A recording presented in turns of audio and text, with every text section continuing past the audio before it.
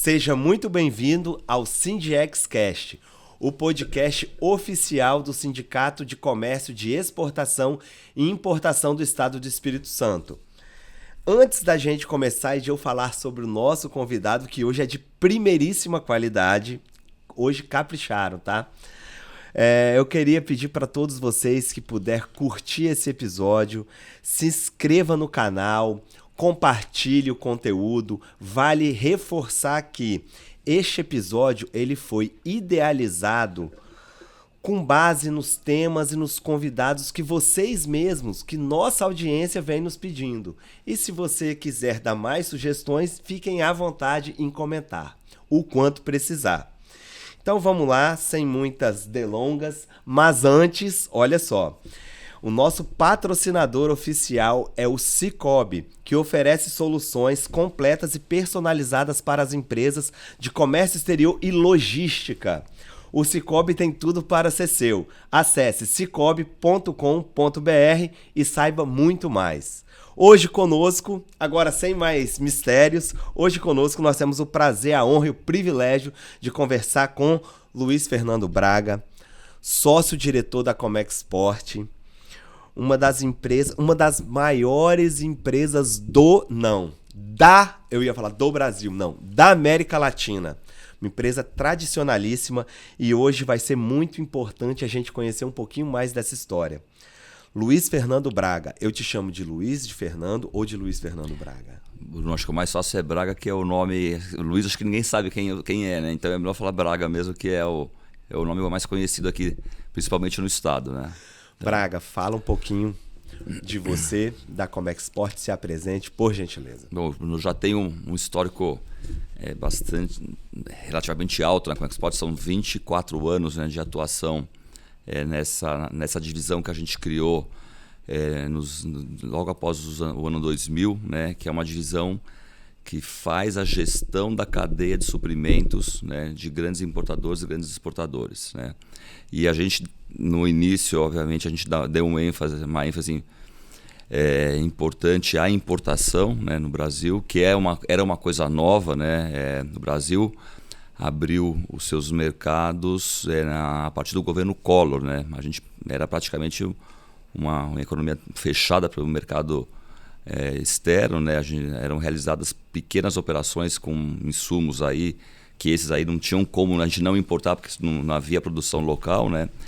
E com a abertura realizada pelo governo Collor, as trading companies elas criaram uma especialização, né, na estruturação e gestão da cadeia de suprimentos, né, para promover, né, o processo de importação dentro de todos os trâmites e práticas, né, permitidas na época pelo governo brasileiro e que atendesse, né, a indústria de uma maneira geral, a indústria, o comércio, né, de maneira geral. Então foi aí que se deu, né, esse início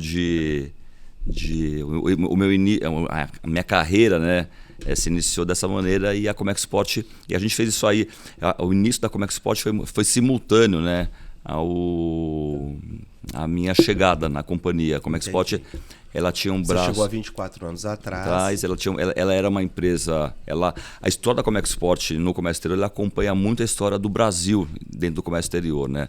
Ela começa com uma atividade mercantilista, exportando, né, e depois observando, né, a demanda que havia em relação à importação, né, a estruturação de toda a cadeia logística, fiscal, ela ingressa daí nesse segmento, né, de trade, né, dedicada a realizar processos de importação. Entendi. Então, hoje você atua em qual área? Hoje esse negócio, obviamente, né, Bruno, cresceu demais, né? Ele se desenvolveu. A gente iniciou as atividades, né, realizando operações para a indústria nacional, em containers, né, pequenos volumes, né? E hoje houve uma expansão enorme. A gente atende hoje a indústria automobilística, aviação executiva, segmento de máquinas e equipamentos, energias renováveis, né? Energia solar tem uma demanda, por exemplo, bastante alta aí com material importado, produtos químicos, siderurgia, os volumes que a gente faz hoje com metais, aço também são coisas bastante significantes. Aí vai embora, cosméticos, alimento, bebida. São muitos negócios. O cardápio é bastante extenso. Eu diria que a gente praticamente trabalha com todos os segmentos, né, da economia no Brasil, né? E todo dia a gente se depara com um produto que a Comexport manuseou e importou, né? Então, olhando aqui para a sala aqui, deve ter lâmpada que a gente já traz para o atacadista, equipamento de informática que provavelmente também a gente faz alguma coisa, móveis a gente também a gente já atendeu aí o varejo atacado brasileiro, já fizemos bastante coisa, material de construção aqui também a gente está envolvido, ou seja, a parte têxtil aqui, né? Então toda a parte que dá, né, que reveste aqui o estúdio também, então tem muita coisa a ser discutida aí. Eu vou sair só um pouquinho do script aqui, do nosso roteiro, para perguntar. A gente estava conversando nos bastidores aqui. Você comentou comigo que a Comexport já tem 52 anos, se eu não estou enganado. 53 anos. 53 anos. Todas as pessoas que trabalham no comércio exterior conhecem a Comexport. Aqui no Espírito Santo, então, absolutamente 100% de 100 conhecem a Comexport.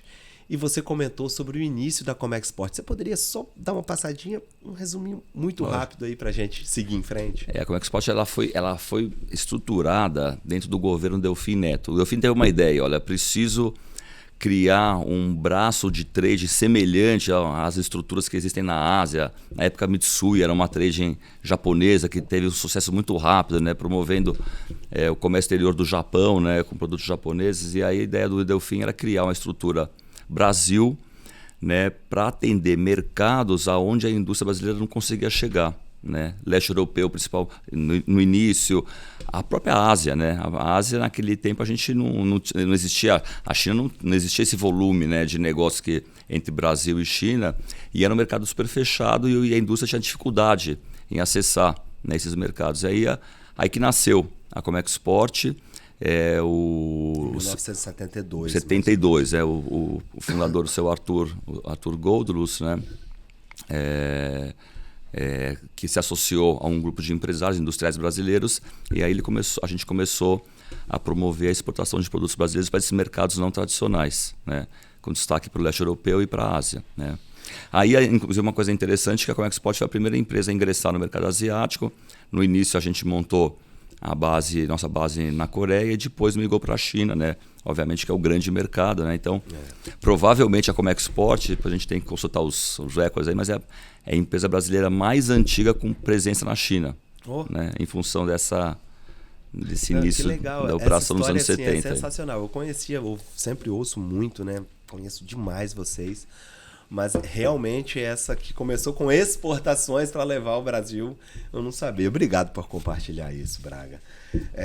Falando da trajetória ainda da Comexport, que impressiona sempre pela escalada e pelo volume, né? Vocês são inovadores, vocês são disruptivos. E aí, a gente queria, na verdade, que você comentasse sobre exatamente o que motiva vocês a serem desta forma e as recentes expansões e investimentos no Espírito Santo. Você pode comentar isso também? Não, assim, inovação é uma palavra que não sai do nosso quadro, né?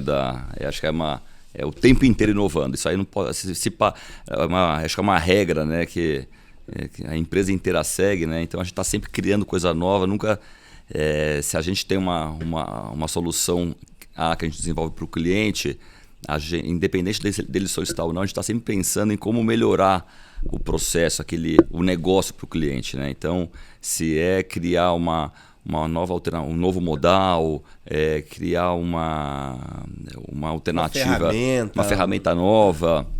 Então, uma coisa que a gente sempre, a empresa inteira não para, né? De trabalhar em cima na busca, né? da inovação, como recriar. As escaladas de vocês são impressionantes. Mas o Espírito Santo começou em que momento na Comexport? O Espírito Santo, acho que o Espírito Santo, né, quando houve de fato, né, a abertura de mercado, o governo Collor, etc., eu acho que o Espírito Santo foi o estado que inovou e saiu na frente, né? Essa demanda que houve nos anos 90, todo mundo que vai lembrar daquela história do Collor falando das carroças brasileiras, né? Aqui só tem carroça, a gente precisa trazer carro de fora para cá, melhorar a nossa frota, né? E a importação, por exemplo, de veículos, né, nos anos 90 para a própria montadora é uma novidade. A montadora não sabia, né, naquela época era Auto Latina, Ford, Volkswagen, ela não sabia de fato como importar isso daí, né? Então o Espírito Santo criou as retroáreas, né, as estruturas de retroáreas, as zonas alfandegadas, para poder recepcionar esses veículos, né, e promover um fluxo, né, de carros, de carro importado. Começou com veículos. Que atendesse, né, aquela demanda reprimida que existia, né? E aí a gente vem para cá, para o Espírito Santo, né, obviamente apoiado, né, nessa questão logística. O mecanismo fiscal existente, né, que o Fundap, né, o velho Fundap, né, ele também vem dos anos 70, né, era um mecanismo também que aí ajudava, né, nesse desvio logístico que a gente estava promovendo, porque, querendo ou não, o grande mercado de consumo era São Paulo, lá, Rio de Janeiro, né? Exato. E aí, você vai trazer o carro por aqui para levar até lá, né? Então o Fundap também foi muito importante, e esse Fundap foi criado pelo Espírito Santo, né, na concepção do negócio, né? O Fundap propiciou que a gente criasse, né, essa rota alternativa. A gente tinha daí espaço, né, para poder recepcionar esses veículos aqui, e daqui a gente alimentava, né, toda a rede das montadoras, né, da rede de vendas, concessionárias, e aí que começa, né, inicia o processo de veículos, né? E nessa época a gente não tinha ainda uma presença forte, né, nesse segmento de automóveis, mas a gente começou a realizar várias operações de carga geral, né? Com metais, cosméticos, equipamentos de telecomunicação, informática, e aí a coisa se iniciou com uma... Tudo já pelo Espírito Santo. Tudo pelo Espírito Santo, já usando toda essa malha logística que foi criada pelo Estado. Obviamente, né, quando a gente está falando dos anos 90 lá, no final dos anos 90, no ano 2000, muita coisa precária ainda, né? Então a gente também ajudou o Estado a construir, né, toda essa rota logística que existente hoje em dia, né? Hoje vocês são referências em vários e vários aspectos, em várias e várias commodities, e vocês são uma referência em aeronaves, importação de aeronaves e de veículos. Mas nós temos tantas trades no Brasil, né? Do norte ao sul do Brasil, esse país intercontinental. Por que a Comexport ela é tão dominante, e quais são os diferenciais, em sua opinião, que torna a Comexport a empresa assim, essencial para esse tipo de operação? Quais são esses diferenciais? Eu acho que essas importações, Bruno, veículos, aeronaves, elas demandam um alto investimento, né? Porque os modelos que a gente acaba criando para o cliente faz com que a gente tenha que comprar o bem importado, né? Trazer ele para o Brasil e revender localmente. Isso aí dentro das estruturas fiscais existentes, né? E até regulamento da aduana, né? As modalidades de comércio exterior praticadas no Brasil, né? Então, uma coisa que a gente sempre zelou foi pela nossa capacidade financeira, né? Em ter capacidade para poder adquirir esse bem e criar, né, essa solução financeira para o cliente final, né? Então, eu diria que capacidade financeira aliado à logística, né, que a gente também, com o Singex colaborando bastante, o governo do estado também criando as alternativas logísticas necessárias para cumprir com o que era com que o cliente demandava da gente, né? Toda a inteligência aduaneira, né, em promover a operação as normas aduaneiras também foram coisas que foram evoluindo, né, durante o tempo, né? Então a gente tinha um compliance muito rígido a fim de poder atender exatamente o que a legislação aduaneira solicitava de nós importadores, né? Então, financeiro, logística, aduaneiro, que é o que eu diria especialização, né? E um super controle tecnológico, que acho que são as bases, né? Os pilares que fizeram com que a gente pudesse ter esse crescimento tão rápido, né? E se destacasse aí no fomento desse tipo de operação. Já engatando na sua resposta uma outra pergunta,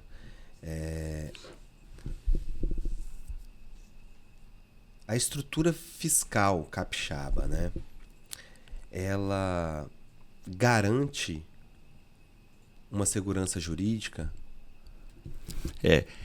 O Espírito Santo, acho que uma outra coisa bastante importante, criou-se, acho que o Espírito Santo foi o estado que liderou, né, esse movimento, por ter acordado, assim, não acordado, mas por ter criado essa infraestrutura lá atrás, né? O Espírito Santo liderou, acho que todas as grandes discussões que houveram, né, na concepção, né, desse tipo de operação dentro do Brasil, né? Porque, como eu falei, a legislação aduaneira ela foi sendo aperfeiçoada, né? Todas as regras tributárias fiscais do Brasil têm uma complexidade, né? Não tem como esconder isso aí, uma complexidade tributária gigantesca, né? Então, eu acho que o Espírito Santo foi o estado que liderou as discussões para a gente poder criar as normatizações necessárias, né, à concepção desses negócios, né, durante esses 30 anos, né, aí que a gente está falando, né, de abertura de mercado, né, e isso fez com que o estado criasse uma vocação, né. Acho que hoje você vai discutir, é muito mais fácil, né, a gente discutir um processo hoje, uma dúvida fiscal, tributária ou uma questão aduaneira aqui dentro do estado do que fora, né? Inclusive toda a liderança para poder discutir isso também em Brasília, né? Aí nas questões agora relacionadas à reforma tributária, a própria adaptação, a normatização das modalidades de comércio exterior, quem liderou isso aí foi o Espírito Santo, né? A gente tem uma ligação bastante forte com a bancada capixaba, né, na Câmara, Senado, exatamente para poder dialogar, né, e a gente criar aí mecanismos que sejam seguros, né, e eficientes. Hoje existe toda uma segurança jurídica para atuarem aqui no estado com os benefícios, não, hoje eu acho que o grande, assim, hoje o grande capital, né, que a gente pode receber, né, do estado é exatamente essa questão da segurança jurídica, né? Que legal. Isso aí isso é muito legal. Isso é muito legal. Hoje você tem, porque, como eu falei, diante da complexidade, tem horas que você não sabe nem o que fazer. Você tem que perguntar para alguém, olha, esse produto eu faço assim, assado, eu tenho que seguir esse fluxo ou aquele fluxo, né?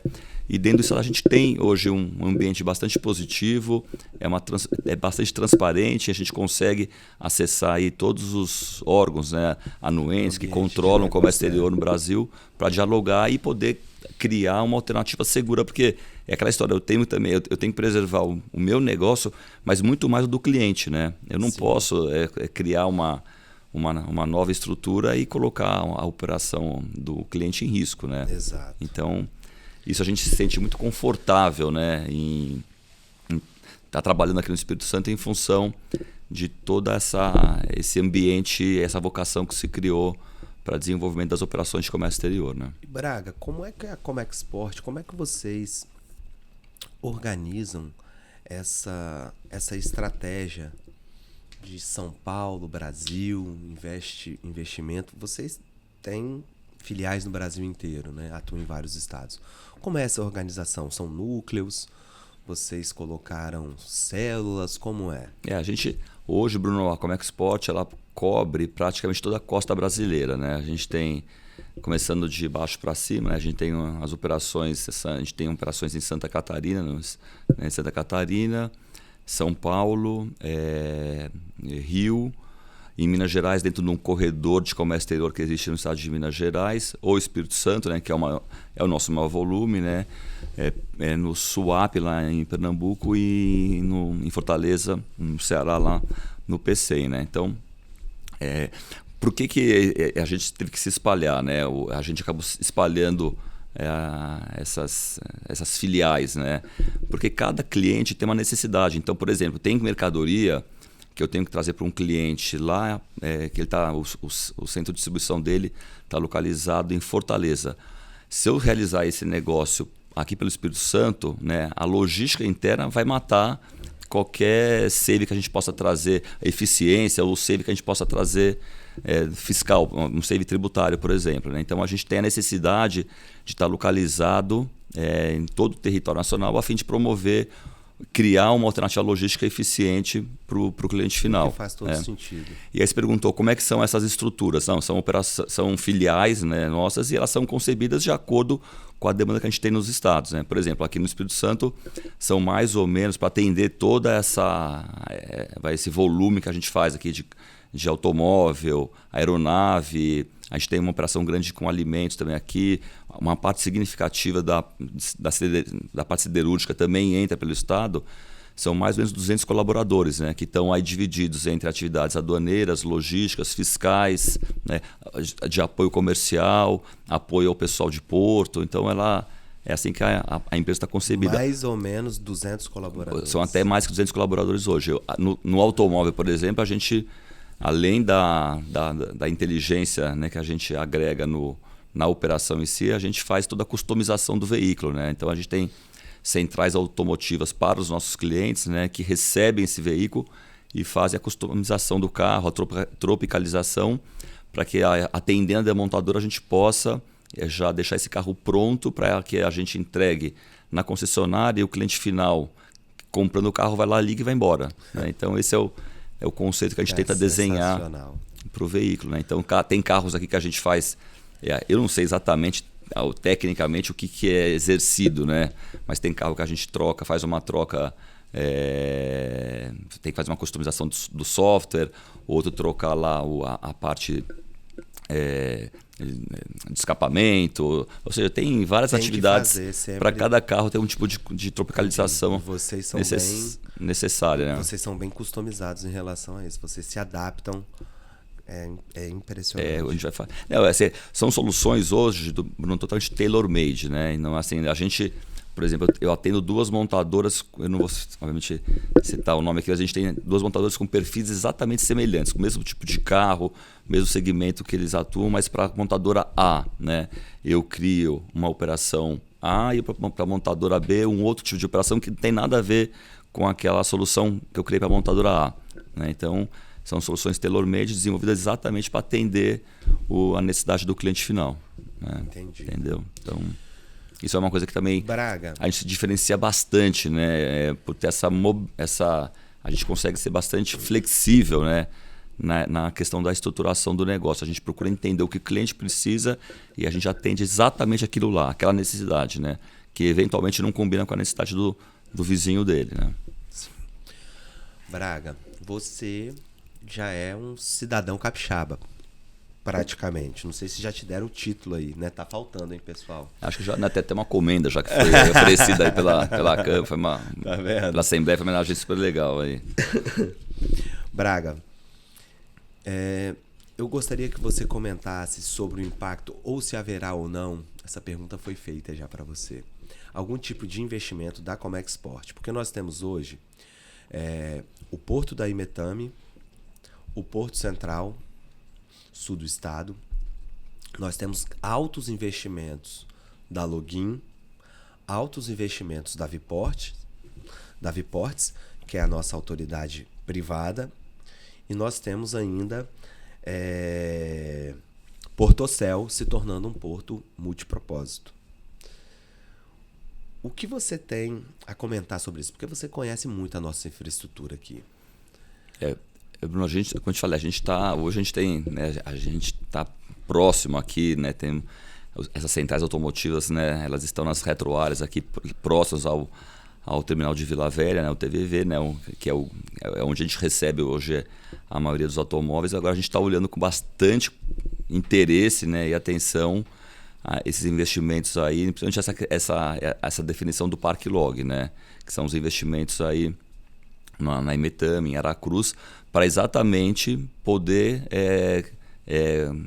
quando acho que a coisa estiver totalmente madura aí, né, e a gente iniciar o negócio, estar presente e criar alternativas aí para os nossos clientes, né? Então, a gente já olha aí investimentos. Vai ser mais alternativas. Investimentos em retroárea, em centrais automotivas, descentralizar um pouco, né, o que a gente faz aqui dentro próximo de Vitória. Então a gente está olhando com bons olhos, estamos bastante animados aí, né, com o que o governo do estado vem trazendo, né, e com esses novos investimentos sendo anunciados, né, e a Comexport certamente estará presente. Obviamente a gente não pode ainda, né, tem muita coisa que está no papel ainda, né, seria prematuro comentar, mas a gente tem... Mas o Imetame já é uma realidade, por exemplo. A gente, por exemplo, uma coisa que ocorreu no Espírito Santo é a questão do container, né? O container a gente ficou um pouco defasado, a gente acha que o terminal de Vila Velha ele atende bem esse fluxo, por exemplo, do ro-ro, do navio para veículo, mas não atende hoje tão bem mais o navio que traz o container, né? Em função de calado, profundidade, né? O terminal ele tem uma limitação geográfica aí que não vou nem perder tempo em comentar aqui. E o Imetame vem para poder resolver esse gargalo hoje, né? E aí gargalo do estado. E a gente poder crescer. E o container é a principal ferramenta, né, que a gente tem para transportar mercadoria, tirando o veículo, né? A parte de granel, né, que são a parte de siderurgia. Mas quando você está falando em bens de consumo, né, produtos que vão para o atacado, o meio de transporte é o container, né? Então, a criação desses 2 novos hubs aí, Porto Central, o Imetame, se a gente puder futuramente recepcionar os grandes navios, né, e cada vez mais a frota marítima ela vem se expandindo, os navios vão crescendo para otimização de frete, né, um menor dispêndio econômico, né, no transporte de mercadorias. Então, quando a gente puder criar essas alternativas aí via Imetame, a gente entende que vai ser bastante propício ao Estado e a gente vai acompanhar esse movimento aí. A gente vai estar junto aí, criando todo tipo de infraestrutura necessária para promover a operação para o cliente final, né? Falando em 2032, gostaríamos de saber, Braga, da sua visão, da visão da Comexport, sobre o fim dos benefícios, a guerra fiscal, reforma tributária. Como é que vocês estão se preparando para isso?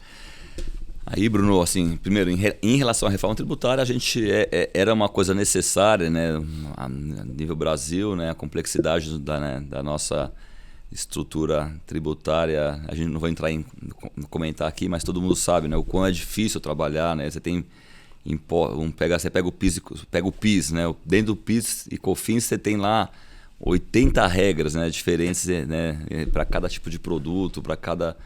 Quando você vai comercializar algum tipo de bem, você tem que aplicar a regra A, B, C, D. Então, até brinco lá, né? A nossa divisão hoje tributária fiscal, a gente tinha lá 3, 4 colaboradores, acho que deve ter hoje, sei lá, 100 pessoas, né, dentro das áreas fiscais tributárias diante da complexidade. Então, era uma coisa necessária para o país, né? Acho que tomara que a reforma tributária também não traga, que ela já complicou um pouco do que foi inicialmente proposto pelo governo, né? Ela já tem algumas regras, são vários, não são, a ideia era trabalhar com 2 tributos, já estamos falando em 5, né? Que você tem o imposto de importação no comércio exterior, não vai acabar.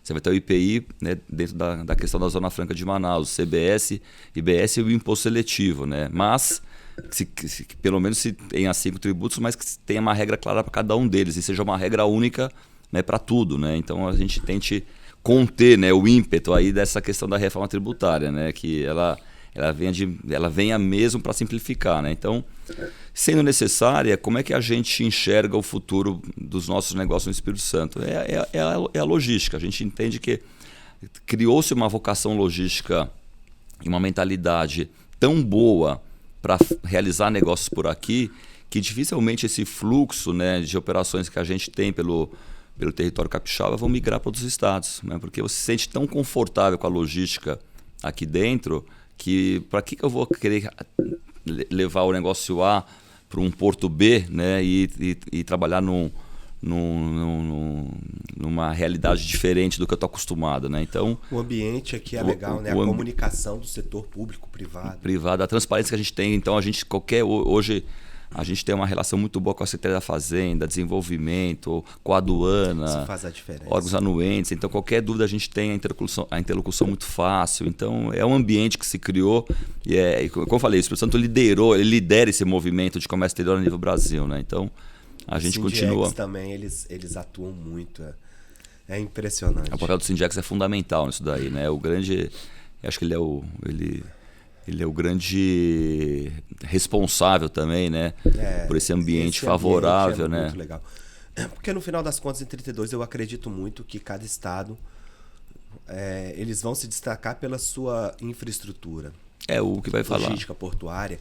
Eu comentei dos investimentos, falei de Viportes, falei de várias empresas. E não falei do aeroporto de Vitória, né? A Zurich ali no aeroporto, eles investiram e fizeram assim, eles trouxeram uma infraestrutura muito boa para as aeronaves descerem aqui. Tanto é que eu acho que mais de 90% das aeronaves importadas no Brasil vêm pelo estado do Espírito Santo. Como a Export lidera isso. Ao longo desse tempo aí são muitas mudanças políticas, geopolíticas, enfim. Trump está nos Estados Unidos, houve tarifaços, recuou, foi, voltou. E aí você tem algumas instabilidades e uma variação cambial grande.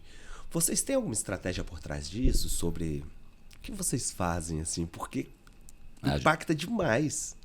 Não, existe uma inteligência toda montada em house, né? Para poder estar trabalhando o tempo inteiro, né? E entendendo oscilações de mercado, essa questão, por exemplo, de câmbio, né? É uma coisa que a gente trata de maneira... A gente tem... A nossa área financeira tá sempre debruçada, né? Em cima aí de eventuais riscos que a gente possa correr.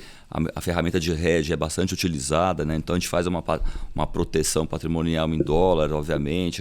Então a gente carrega isso no nosso DNA, né? É uma coisa que está presente no dia a dia e a gente fica bastante atento, porque é uma coisa que pode, obviamente, atrapalhar bastante o nosso negócio, né? Então a gente tem um cuidado, né, bastante até diria excessivo, né, para poder mitigar esses tipos de riscos, né? 1 centavo, 10 centavos que varia no final das contas da Comexport na última linha pode representar, né, bastante coisa. Então a gente tem bastante, assim, todos nós, né, a gente está sempre e acho legal da Comexport o nosso formato, a nossa da nossa central de inteligência que está em São Paulo, né? A gente está todo mundo junto lá o tempo inteiro, um indo na sala do outro conversando, a gente se juntando, reuniões. Então é uma troca constante aí de informação a fim de... Vocês são muito referências, Braga. De combater e mitigar riscos aí que a gente... E essa questão, por exemplo, do tarifaço e tal, a nossa leitura... A inicial é que isso aí pode ser propício ao Brasil, nessa confusão que está acontecendo entre Estados Unidos e China, porque o grande alvo é a China, né? Agora, apesar que o aço brasileiro agora a tarifa cresceu para 50%, né? Isso aí foi anunciado ontem pelo governo americano, então pode trazer algum impacto negativo, né? Então, a gente também está sempre e sempre conversando, né, com todos os agentes do comércio exterior, bancos, né, a fim de a gente se proteger, né? E sempre olhar e trazer segurança para o negócio, né? Braga, a gente falou agora de Sindex. Eu gostaria de me aprofundar mais um pouquinho. Queria que você comentasse sobre o papel do Sindex sendo o que representa vocês, importadores. Como é essa parceria ao longo do tempo? Essa atuação do Sindex aqui no Espírito Santo, junto às autoridades políticas, governamentais, enfim. Você pode comentar um pouquinho aí? Como é que é a sua relação com o Sindex? O que você vê do Sindex? O que o Sindex trabalha pra caramba aí em prol de vocês? O Sindex, inclusive, sobre a gestão atual do nosso presidente Sidemar, né? Vem aí, né, o trabalho é muito intenso, né? O Felipe está acompanhando a gente aqui hoje nesse podcast aqui, né? Então, praticamente... A gente deve falar aí semanalmente, cada 3 dias a gente está sempre conversando, porque tem muita coisa relacionada, tem muita coisa que envolve o comércio exterior, né? Então, são as demandas dos órgãos, como eu falei, né, demandas dos órgãos anuentes, a relação com com a Receita Federal, com a aduana, as regras, né, leis, né, que transitam a nível nacional, relacionadas aos tributos que recaem sobre o comércio exterior, né? Então, o papel do Singex é fundamental, né? Ele exerce a nível nacional, inclusive ele carrega, porque esse tipo de situação quando a gente fala alguma coisa federal, o que ocorre aqui ocorre em Santa Catarina, ocorre em São Paulo, né? E o Singex lidera esse movimento do comércio exterior a fim de a gente criar um ambiente de segurança jurídica, né? Que é fundamental para o tipo de cliente que a gente trabalha, o tipo de produto, os volumes que transitam, né, pela Comexport, a gente não pode arriscar, né? Então, o Singex tem um papel fundamental aí na proteção, né, e na criação do ambiente seguro para se operar, né? Então, eles criaram os comitês, inclusive você lidera um dos comitês, Braga, Comitê de Aeronaves. Como é? Você tem tempo para isso? Você consegue dedicar um pouquinho do seu tempo? Se não fosse o Felipe que está presente aqui, não daria, mas o Felipe me ajuda muito lá, né? Mas eu lidero esse comitê de aeronave, né? Agora, acho que uma coisa importante também destacar é o apoio que a gente tem hoje da Zurich, né? O aeroporto de Vitória hoje, por exemplo, deve ser o único aeroporto que oferece 4 ou 5 slots para que a gente realize 4 ou 5 operações simultâneas de aeronaves, né? Então o aeroporto tem essa capacidade. Eu consigo pousar 4 jatos aqui e realizar o processo aduaneiro deles no mesmo dia, né? Então, você falou, mas slot é fácil criar, né? O aeroporto é gigantesco, não é tão simples. O slot tem que ser uma área alfandegada, com monitoramento, controle da aduana, não é uma coisa assim que a gente consegue captar rápido, né? Noite. Então, enfim, é vocação mesmo. É vocação mesmo, né? E isso a gente faz essa gestão com a Zurich, que é a operadora do aeroporto de Vitória, né? É uma parceria bastante extensa com eles, então a gente tem essa alternativa, que acho que a gente se diferencia disso em relação aos outros aeroportos do Brasil. Uma novidade que a gente está conversando com a Azul, que é criar o processo migratório das tripulações aqui no Espírito Santo. Então hoje, quando a gente inicia um voo lá fora, a aeronave não precisa parar num aeroporto no meio do caminho para fazer a alfândega, né, da tripulação, ela vem direto para o aeroporto de Vitória. Isso está quase concretizado, então é uma novidade que a gente vai poder oferecer ao usuário, né? Obviamente a Comexport também vai se beneficiar com isso, trazendo mais agilidade para o cliente dela, né? Isso vai acontecer esse ano? A promessa da Zurich é para esse ano. A gente está... Isso possivelmente foi um diálogo de vocês com eles, né? Informando, senão vai ter que parar em um outro aeroporto no Brasil e depois vir para o Espírito Santo desembaraçar. Exatamente. O que ocorre hoje. Exato. É isso que o Singex traz, Bruno. É esse tipo de... Seria muito mais difícil.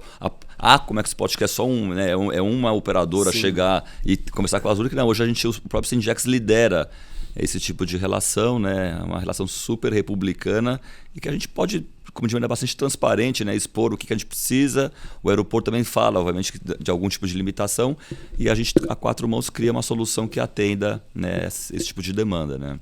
Então eu acho que esse caso especificamente da modelagem, né, das operações de aeronave é o tipo de negócio que deu certo no Espírito Santo, né? A gente fica bastante orgulhoso em falar que funciona super bem. Os índices o prazo, por exemplo, o avião, quando você faz essa logística, né, da aeronave executiva, não é uma coisa simples, né? Você tem que olhar, a tripulação tem que ser habilitada para voar. Por exemplo, vem um avião dos Estados Unidos para cá, né? Então tem que ter uma tripulação com carteira internacional, né? O comandante, por exemplo, quando chega aqui, ele já quer retornar porque ele tem outro serviço no mercado americano, por exemplo. Ele não quer ficar perdendo tempo aqui, né? Então a gente tem que ter agilidade. Tem que ter agilidade, né? E a gente consegue promover hoje uma operação muito ágil aqui, né? Na maioria dos casos, o avião chega de manhã, no final do dia a gente já está decolando com ele nacionalizado, né? Então, impressionante. Isso aí foi fruto do quê? De muito diálogo, né? Muita conversa para a gente poder estabelecer um ambiente seguro, né? E que tenha e que atenda, né, esse tipo de demanda, né? Obrigado. Braga, nós vamos chegando ao fim do episódio. Gostaria de perguntar, para finalizar, o que vocês veem de crescimento para esse ano? Em termos de faturamento, a Comexport cresce muito pouco ou medianamente esse ano? Não, a Comércio Exporte Ou a meta está muito forte lá? vai ter um crescimento bastante expressivo esse ano, né? A gente vem atendendo agora as montadoras chinesas, né, que ingressaram com bastante força no Brasil, né, com projetos bastante agressivos para o mercado brasileiro, investimentos em plantas, inclusive, né, não só esse fluxo de carro importado, mas investimentos na BYD, por exemplo, né, com investimento na Bahia. Então, a gente vem aí com um crescimento bastante expressivo no segmento automobilístico. O segmento de aeronaves executivas também quase que dobrou esse ano em relação ao ano passado. A gente tem um crescimento...